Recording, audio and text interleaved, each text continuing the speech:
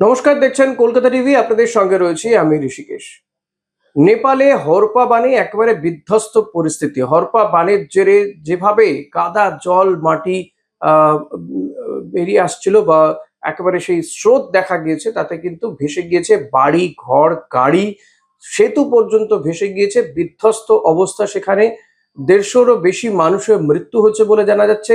শয়ে শয়ে মানুষ নিখোঁজ রয়েছেন। আর বাড়িঘর ভেসে যাওয়াতে তাদের আসবাবপত্র সমস্ত কিছু একেবারে লন্ডভন্ড পরিস্থিতি বলা যেতে পারে নেপালের একটা অংশের। আর এই প্রতিবেশী রাষ্ট্রে এই যে ভয়াবহ বিপর্যয়, সেই বিপর্যয়ে কিন্তু তাদের পাশে দাঁড়িয়েছে ভারত সরকার। ইতিমধ্যেই প্রধানমন্ত্রী কথা বলেছেন নেপালের প্রধানমন্ত্রী বালেন্দ্র শাহের সঙ্গে।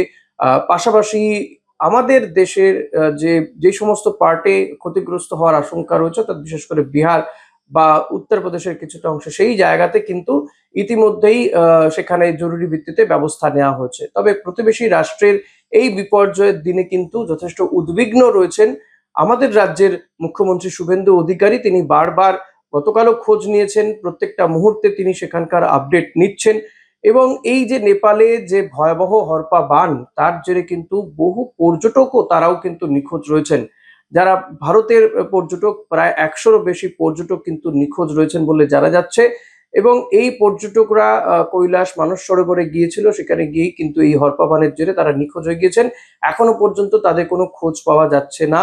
যদিও কাঠমান্ডু দূতাবাসের সঙ্গে যোগাযোগ বজায় রাখা হচ্ছে। কলকাতার বেশ কিছু পর্যটকও রয়েছে, তাদেরকে দ্রুত যাতে তাদের খোঁজ পাওয়া যায় এবং খোঁজ পেলে তাদেরকে যাতে দ্রুত এ রাজ্যে ফিরিয়ে আনা যায়, সেই ব্যবস্থারও কিন্তু একেবারে বলা যেতে পারে রেডি রাখা হয়েছে। সেই ব্যবস্থাও মুখ্যমন্ত্রী শুভেন্দু অধিকারী তিনি বলেছেন যে গতকালই তিনি সোশ্যাল মিডিয়াতে তিনি জানিয়েছিলেন যে নেপালের এই বিপর্যয়ের দিনে পশ্চিমবঙ্গ সরকার তাদের পাশে রয়েছে। তিনি খুবই উদ্বিগ্ন সেখানকার মানুষজনের জন্য।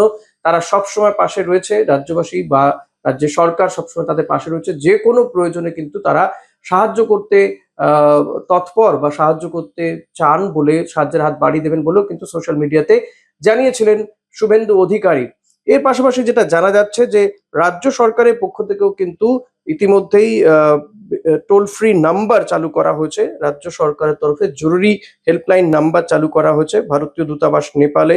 সেখানে চালু করা হয়েছে 9777-985-131-6807 এবং 977970910750।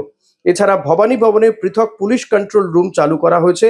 সেখানকার নাম্বার হচ্ছে 033-2479-3311। এছাড়া 9147-890-181।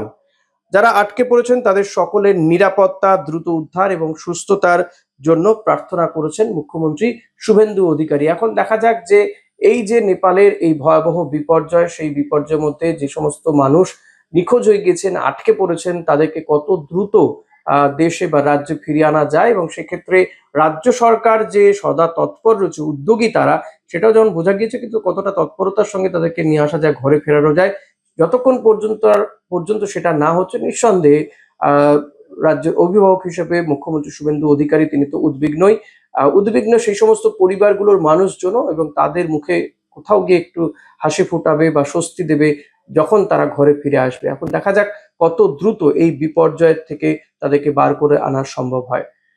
এরকমই সবকিছুর আপডেট জানতে আপনাদের নজর রাখতে হবে কলকাতা টিভিতে রাত দিন ৭।